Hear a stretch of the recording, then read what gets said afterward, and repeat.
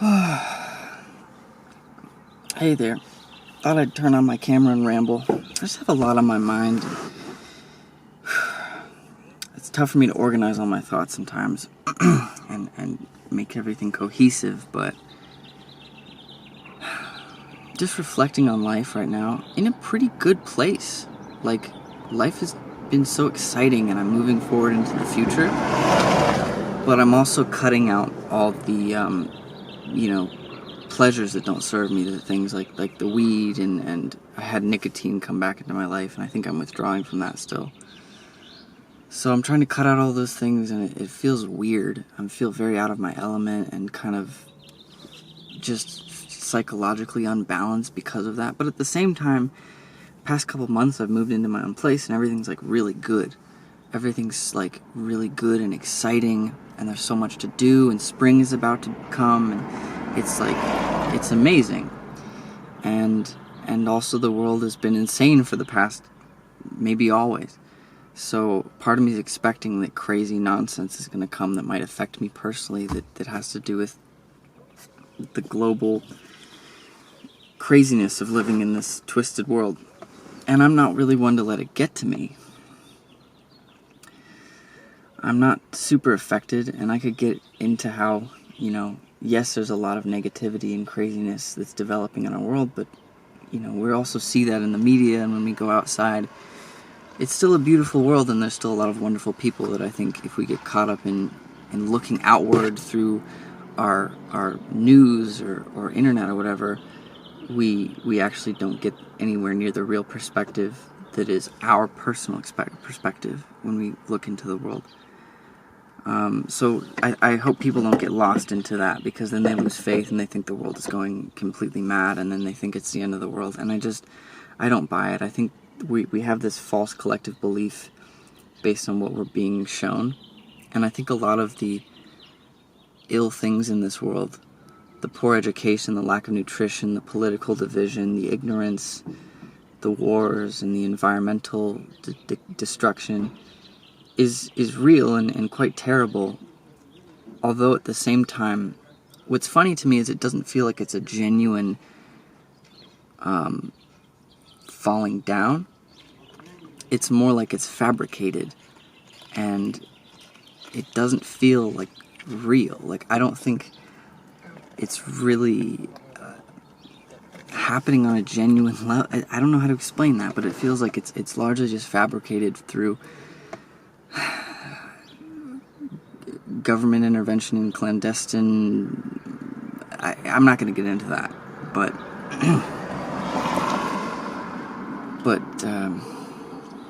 education's poor, nutrition's poor, and I think that's why a lot of people are acting out of their element, and you see people that look just completely crazy and seem almost like zombies.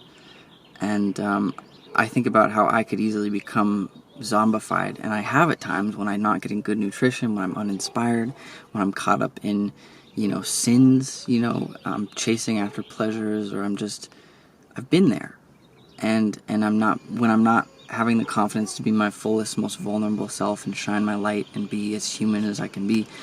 I've been at times an android on certain days, or a zombie or whatever, or a bug, and I know that's not my true self. And, going sober is a sort of, how much can I tap into my true self? I'm not one to do a lot of drugs. Like, I didn't smoke much weed. It'd be on occasion. I don't really drink. Nicotine, I went without. But because I let those things come back into my life, and I want to completely cut it out, I'm looking to see, like, how much myself can I be when I cut out even caffeine. I'm planning to cut out the caffeine and just find what that's like, and find if I have more vulnerability. And I think it's true, the emotions come back up, and it can be intense, and there's things that the drugs, the substances suppress. But coming back to, there's a lot of things that can zombify us. There's a lot of things in this external world. Watching the news can uninspire you and make you depressed and put things in your mind that shouldn't be there. I think a lot of media, because I'm a sensitive person, stresses me out. I'll look, if I'm looking on Reddit or YouTube or something, and I see something that's just fictional entertainment that's slightly disturbing or causes just very subtle stresses in me. A lot of movies and shows and stories do that because they need a plot, and the plot has to contain problems that arise. And I don't like that. I don't like seeing things that are especially not even real that cause my own body to get like stresses in it. When life is stressful enough, and we choose entertainment to relax us. So there's a lot more to say on that. It's like the things we should do for entertainment, because we need a form of release and relaxation from the day, should be fully relaxational. They shouldn't drain us, you know, like sex and masturbation feel really great and they can relax the body, but oftentimes it's not the healthiest way. It's not done in a sacred way, so it ends up just draining us more. Our entertainment, it feels good to play the video game or whatever, but then it comes with all these stresses and addictive qualities, and it ends up being worse for us than it is good. What feels good should also be good for us. I think there are things like, if our chairs and couches were actually ergonomic and fully aligned with the shape of our body and allowed our muscles to fully relax, they could heal us. We'd feel like we're not lying on anything. But a lot of the times the cushions we're on and the chairs we're sitting in aren't meant for our bodies. They're not actually properly aligned, so our muscles are still tense, and they do poor things for our posture, and that whoopsie, my camera died, so I'm on my phone now. But yeah, I was talking about how like even our chairs, which we often want to relax when we sit down, but they're not as healing as they could be. So yes, of course, the world we're living in is very misaligned, and it's not aligned with how we could be living, and I can get really deep into all that. And I like our education system is really poor. We could be teaching our children and ourselves more about how to live rather than just, you know, how to do algebra and forcing algebra and chemistry and stuff down our throats. That some people, maybe that's their purpose, and it is interesting, but it's not really necessary for us to be pushed through these you know, rites of passage and learning things that don't prove necessary for most individuals. What I think we should be learning is proper breathing techniques, how to relax the mind, how to assess our situations, how to assess our emotions and work through them, how to communicate with other people, how to understand how others may be feeling, and how to be compassionate and understand other people's perspectives. There's so much to be learned that can help make us genuinely more secure as individuals, because a lot of us are dealing with profound levels of insecurity that is not at all necessary, and I think comes from the lack of education. And if we shared in that education, we'd naturally communicate a lot better. We'd naturally say things that we may struggle to say at our current predicament, and we could better come together with other people and produce generative things and be more healed as a people, if we were just educated in that. And I think us adults have a lot of catching up to do with our emotional intelligence.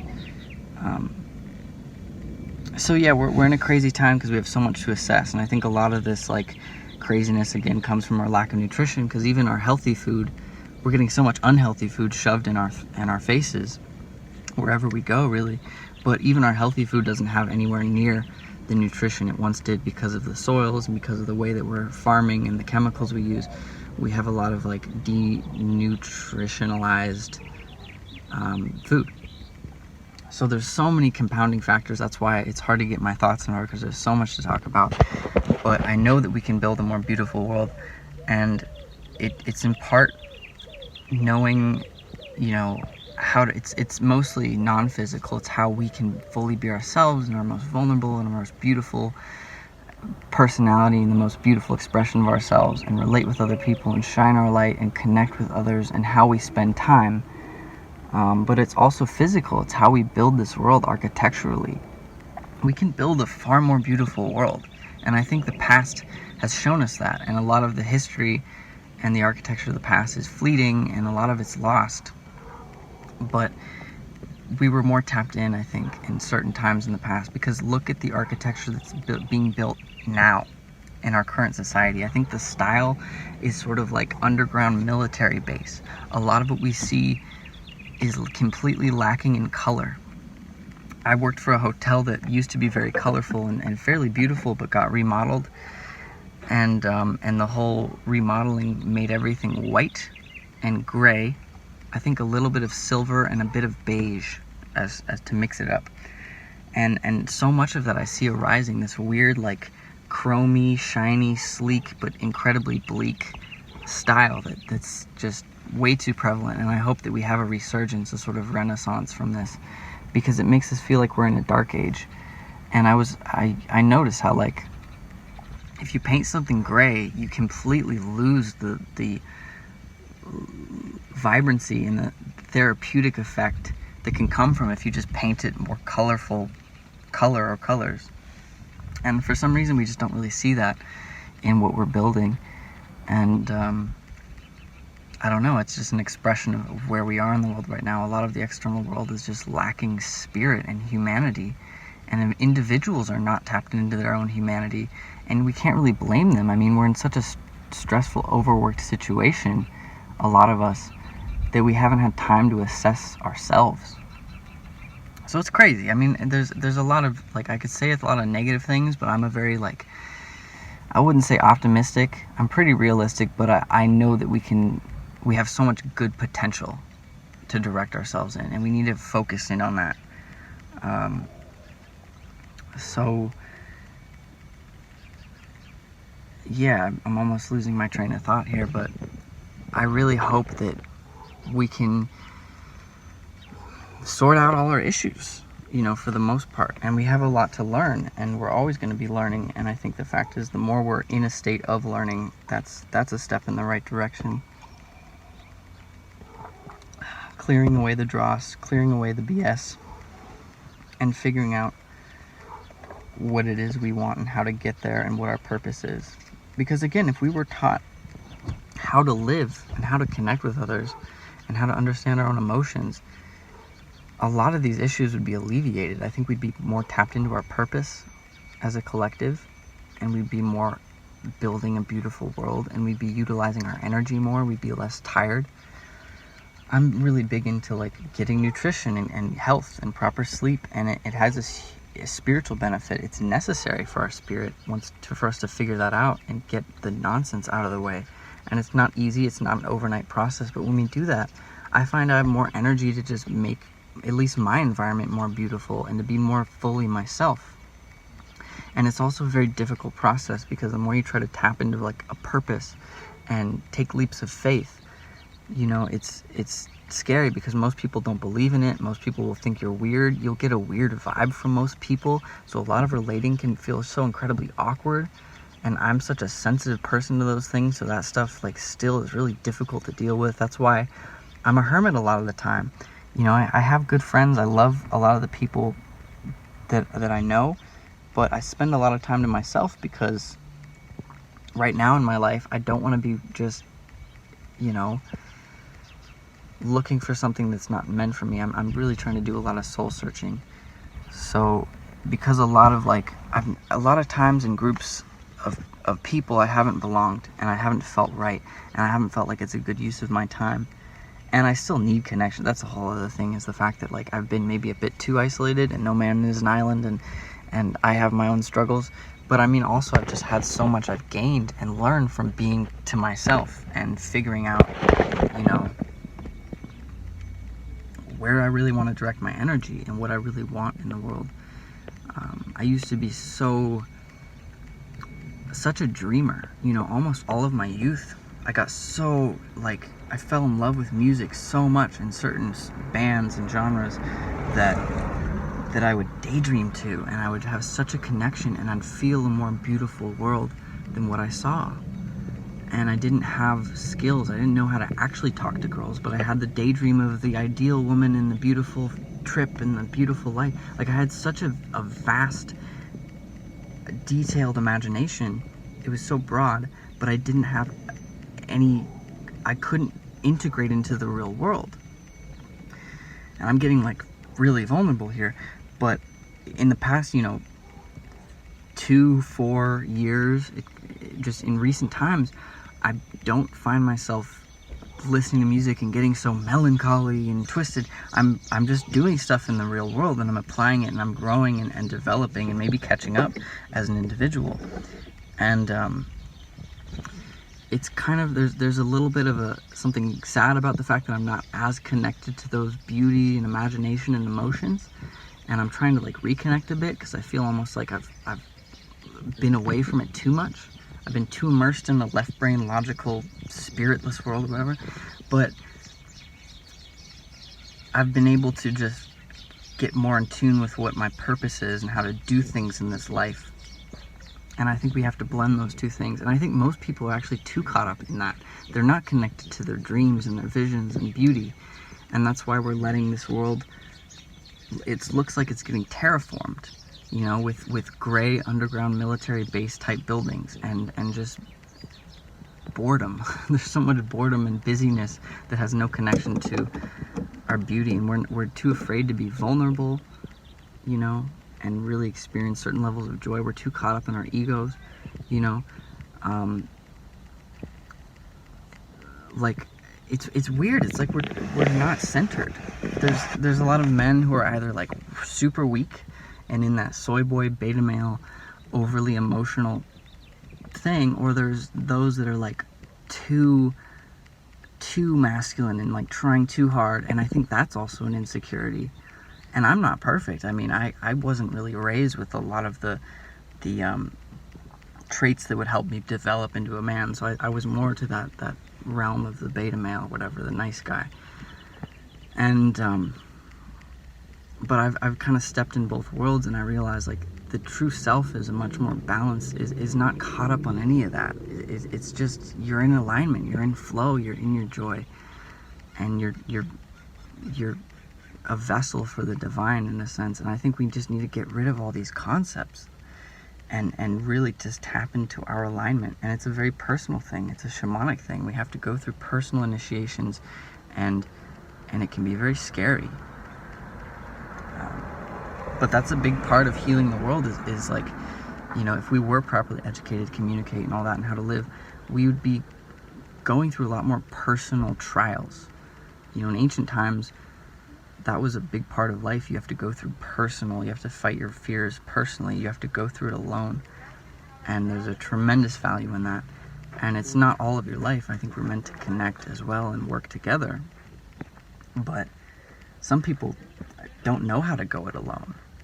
I've known how to go it alone, but that's like, I haven't known how to go it with other people. I haven't known how to do that, so I'm kind of still on the opposite polarity. And there's a lot to figure out, and a lot of learning that I have to do as an individual. But again, like the fact that the way that I've lived my life has given me all these insights, and I want to share it. That's why I'm making this video, is the hope that there's some value in what I've learned in my path, and the fact that it's changing so tremendously as of now. And you know, I don't want to like just talk about myself, but like I didn't see anything in the school route, and I'm still haven't like come into my abundance yet. But I've always just like for years now been taking those leaps of faith to do something independently, to be more of an entrepreneur. And I've struggled, and I've made so many mistakes, and I've been such a fool in the eyes of others, but I'm so glad, like I'm so fulfilled to be doing this. And it's scary. It's like leaping into an abyss in a sense. And a lot of people I know don't have, maybe they're not meant to kind of take those leaps. So I feel like an alien. I feel like someone who's just gone out to sea on my own little boat. And a lot of people, they need to be on the track. They need to be on the railroad track. And they need to be, you know, carried by others. But I don't want to get into that whole thing, but it's such a fascinating thing. It's so fascinating how, like, where does it actually lead, though, you know, at the end of the day? And I think a lot about, like, what is my life going to be? Am I going to succeed in what I'm going for? Or not? And if I don't physically get what I'm physically after, maybe spiritually, maybe something will still be more meaningful that I either leave behind or I gain internally and emotionally and mentally. and it's not about the physical pursuit and the money and the architecture and the things I want to build, and I want to show people through art and architecture and music and visuals and videos and speech and books and whatever, any way I can. I want to open up people's hearts to themselves and to re-spark that awareness, of what it was like to be a child and the way that you were tapped in naturally. You were so connected to beauty and flow, and I think as like babies and toddlers, before we were taught to be insecure, we naturally said stuff to people. We naturally reached out to others. We weren't insecure, and we learned that through trauma. We learned to become insecure, and it's so crazy, like how children have so much to teach us, even though they know nothing of this world. They haven't been it, because the world doesn't. It teaches us a lot, and it teaches us a lot of valuable things, but it also takes a lot from us that we need to gain. We need to regain that alignment, that perspective that we once had, as much as we can. We're not here to regress, but there's things we need to regain that we have lost by being caught up in this world, especially in this time. I think in history we were more connected to beauty and to nature and to alignment. We weren't as overworked. That's a big part of all this, is like, we're, at least in this country, in my position and position of a lot of people around me, we're struggling financially. We're being overworked. We're going through so much to where we just have to get the money. Otherwise we won't afford our shelter or our food. So we're in that root chakra survival state. That fear, we're in a survival mode, and it's like really real. It's kind of freaky, because there are people in poorer countries, and that as far as I know and believe, they don't deal with that as heavily. They understand that they might not get everything they need. They understand they might be closer to death than they realize, or whatever, and that's scary. But I think there are people that are less privileged that don't live in that survival state.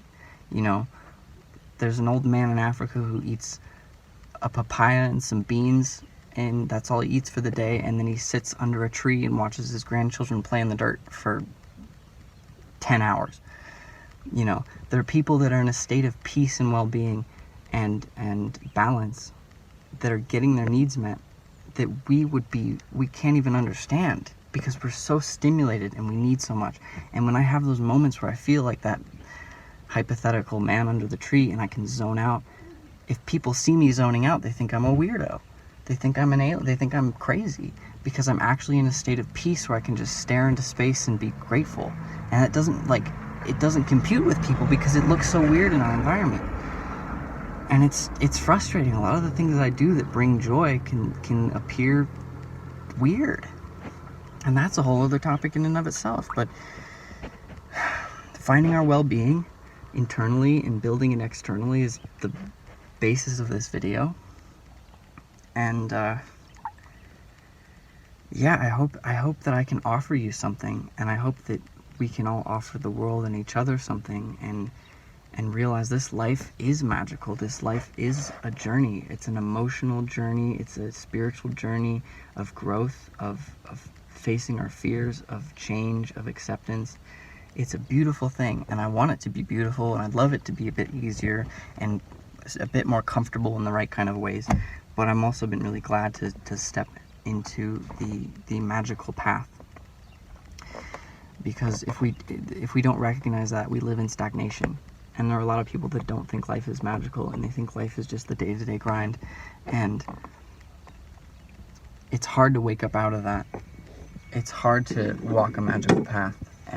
But again, the most difficult things that we're here to do are almost always not physically strenuous. The real things that are hard to do are very physically easy to do, but it takes conscious mental, we have to work through our fears and our insecurities, and that's the hardest thing. I knew I had to take that step to tell that boss that I can't work that job, right? But it was really scary, because I had already worked there. They already got me signed in. Everyone was like, welcome to the family. I liked everyone there. They all liked me, but I knew I wasn't meant to do that. I couldn't ignore my intuition. So I knew I was meant to tell that boss, I can't do this. And it's not at all physically difficult to pick up the phone and say, hey, this isn't a good fit for me.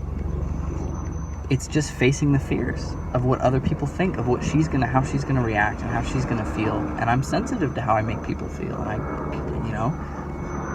But again, like those are the most difficult things, and they're not physically difficult.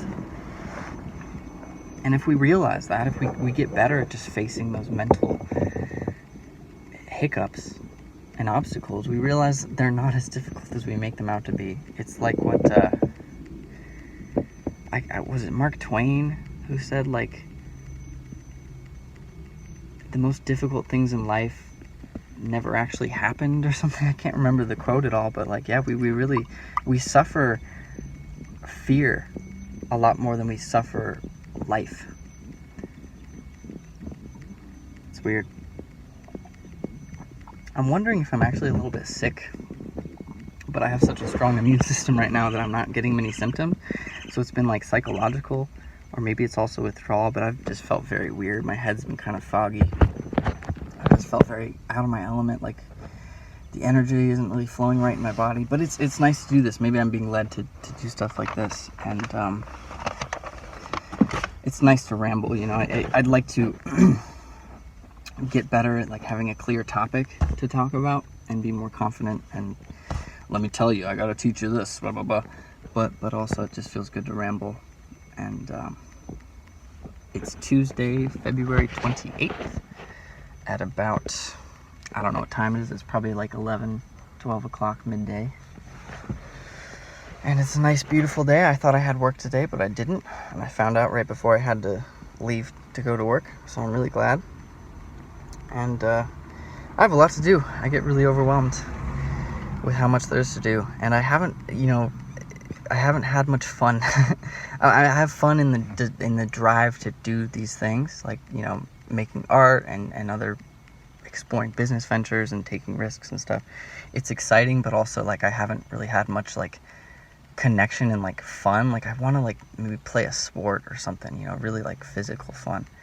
And I think smoking weed for me, even though I'd smoke like half a bowl at night, 4 nights a week, it wasn't a lot, but and maybe it was to someone's perspective, but I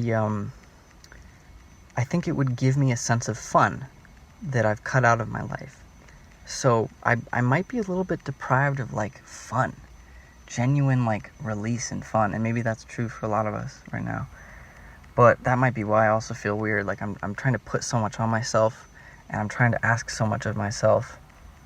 Like that job that I had to quit. Like it was so much work, and I felt like, oh, I ought to be strong enough to do this and handle this 3 nights a week or 6 nights or however long they had me scheduled. But I realized like the real thing I needed to muster up the strength to do was not the job. It was speaking my truth and letting that job go, even though it was a cool vibe. It was cool people. It's weird. Life's weird, but I'm not gonna waver anymore. I know I have more certainty in myself that I'm making the decision I'm meant to be making, and I'm not gonna look outside to see if there's some confirmation. Sometimes I it's almost like I'm schizophrenic, where I'm like, you see like a billboard that says something and you think it's speaking to you spiritually, and I think sometimes the universe does speak to us spiritually, but it's not good to be looking for that. It's good to find that, but it's not good to be looking for that in life. Because I've been so caught up, when you're catch feelings for someone, and then you add up numbers you're seeing, or you think you see their car. Oh, it's just messed up. It's so messed up to get into those weird like obsessive states. I'm not gonna talk about that, but gosh, I feel like I've had like mental illnesses or craziness in my head that I've had to like, that the true inner me is sane and has to work through that and figure that out instead of get caught up in that. It's weird. I don't know how to explain it, but I've been through so much mentally, and I'm just like, oh, I have my own space now, and I feel I can breathe, and I have a lot to pursue still, and a lot to show the world. So it's crazy. It's a lot to take in, but I'm really glad to be doing it. And listening to music more and reconnecting with my aspirations and higher feelings. And yeah, my emotions are coming back up more than they have in a while. And spring is coming, and yeah, I'm cutting out the bullshit. Well, I don't know if I have a lot much more to talk about. I almost want to just keep the camera on and keep it rolling, but I got goals, I got things to do. It's Tuesday. Tuesday is associated with Mars, and Mars is the planet of action and drive, and the color red, and passion, and physical collision and stuff. It's a very powerful energy in that regard. I don't know if you know that, but like Sunday is associated with the sun, it's Sunday, and then Monday is moon, it's moon day. Tuesday is Mars. Wednesday is Mercury. Mercury is like thinking and communication and information that travels, like mail and phone calls and technology and quick-witted thoughts and things. Thursday is Thor's day. Thor is the same god as Jupiter in Roman mythology. In Norse mythology, it's Thor. And in Greek mythology, it's Zeus, the god of lightning, which is also associated with the planet Jupiter. And that's the that planet in like esoteric magic is associated with expansion, travel, wisdom, experience. So Thursday is a day of traveling and expanding. The color associated is blue. Friday is Freya day. Freya in Norse mythology is the same god as Venus in Roman mythology, and Aphrodite in Greek mythology. So Aphrodite, Freya, and Venus, also associated with the planet Venus, is the goddess of love and pleasure and fulfilling desires and the sense of victory and everything and well-being. And the color associated with her is green. So Friday, a lot of magicians wear green on that day, and the metal copper, and it's a day of pleasure and a little bit of indulgence, and you get to, your weekend's coming up, so people get excited on Friday. It's a beneficial day, whereas Tuesday is a bit more about hard action and difficulty. And then Saturday is of course with Saturn, and Saturn is the planet of restriction and structure. It's necessary for things to be structured and be built up the way they are. Saturn's a very interesting planet. It also rules time. That's why in Greek mythology it's Kronos, the same god as Saturn. In Roman mythology, I don't know the other names. I think in Africa they have Ogun, or Ogo is basically the Saturn god. And the color is black. And it's thought to be like the great Satan force, this very dominating world god that is often seen as evil. But if we didn't have Saturn, we wouldn't have structure and things that are built up over time. And it's hard to work with. So we often paint it as evil because it's a very deeply honest and difficult teacher that grades us very strictly. But when it comes to things that have to do with Saturn, think about what you build up over time, what your resume is going to look like right now or in the next 5 years, or your rental history and your overall finances that you build through how you use money and how you take care of your funds. That's Saturn energy. You have to sit down and on Saturday, on the Sabbath, the Shabbat, and cut away, overindulging in food, and it's smart to not really go out on a Saturday, but to rather focus on the difficulties. It's a malefic planet. It's not a positive energy. It's more negative. But it's good to utilize that force and take the time to get your stuff together, on Saturday. So Saturn's all about structure. It's not a bad thing, but it's also your karma, your physical karma from what you've built in your life. So interesting. And then Sunday, of course, is the sun, which is the light. And you have your own inner light, your own sun, your ego, your expressive self. And the color associated with the sun is gold, and the metal gold as well. And it's a fairly joyous, happy thing. And Sunday, I think, is somewhat like a day of rest, but also be yourself, be your expressive self. And then the moon day is associated, the moon is associated with your true inner emotions and your feelings and your imagination. So Monday is sort of the day of the spirit, the day of your soul. I think the color associated is like, I think of it as either white or cream or silver. There's a lot of associations. You can get into like herbs that are associated with planets. You know, jasmine, the smell of jasmine is associated with the moon. But yeah, that's a day of just try to like make sure your feelings, you're being genuine, you're being honest, you're try to take care of your emotional self. And Tuesday is a day of action, you know. Tuesday is be explosive, take spicy herbs, red peppers and stuff like that, and work out and be passionate and be strong and forceful. And Wednesday is like, maybe that's a good day to communicate with others and to think about stuff and think logically and all that. You don't need to get caught up in all this magical stuff, but I enjoy it, and you can really do a lot of exploration into it. And then there's the other planets that are further out past Saturn that are much bigger and broader and less personal. So I might not get into that right now, and I'll probably do a separate video where I go over these planetary energies. But I think it's really fascinating to try to align yourself through the week, because why do we have these 7-day weeks that like the whole world follows, that are these same 7 days that happen to be associated with the planets? It's really fascinating. And I find that like on Mondays, the day that's probably best to focus on your emotions is when things emotionally come up that are difficult. Like maybe my hormones are out of whack or something happens that just like frustrates me. That's a day to focus on the emotions. And Thursday is a day where maybe I'm feeling too lazy and I don't have anything to do, but I do, but I don't want to do it. It's a good day to get out of the house and go explore and go find what the world is going to teach you from your expansive travels. And that's a very beneficial planet. Jupiter is also like abundance and the broader, expansive things you have at your fingertips.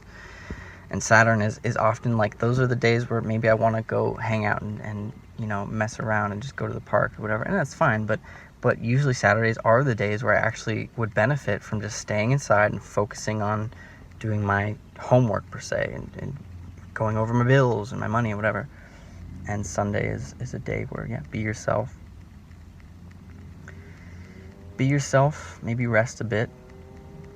Make a nice breakfast. Go to church or something. Have pancakes and bacon and play your guitar. Go to the park, whatever. I think it's interesting. I think it's really fascinating. What if we changed to 10-day weeks instead of 7-day weeks?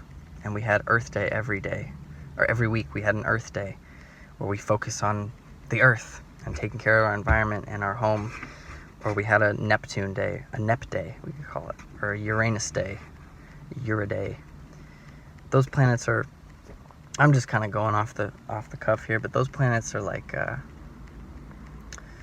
Uranus is like your complete uniqueness, the way that you're separate from the rest of the world. And it also has to do with immediate change and complete newness. So that's it's a very nebulous planet though.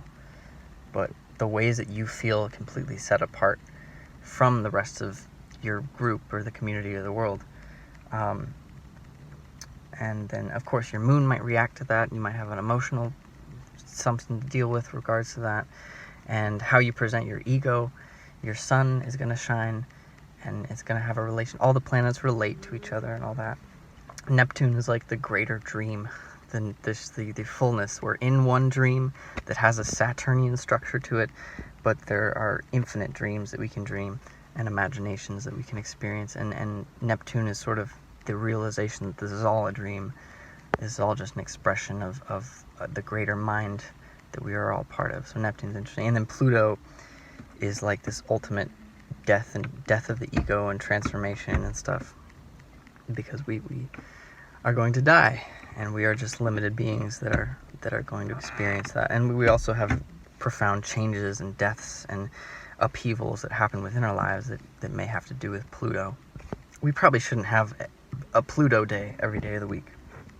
But if you find this interesting, then I could get more into this. I think it's such a fascinating thing. And of course, if you're scientific and logical minded, you'll think it's BS, and I think it's interesting. It's more of a spiritual, subjective way of looking at the world. So, well, I think I've about said everything I care to say and went off on a tangent that's fun to talk about. But, yeah, you know, tap into your magic. Work with the energies. Become more powerful than the world around you. Become a larger force.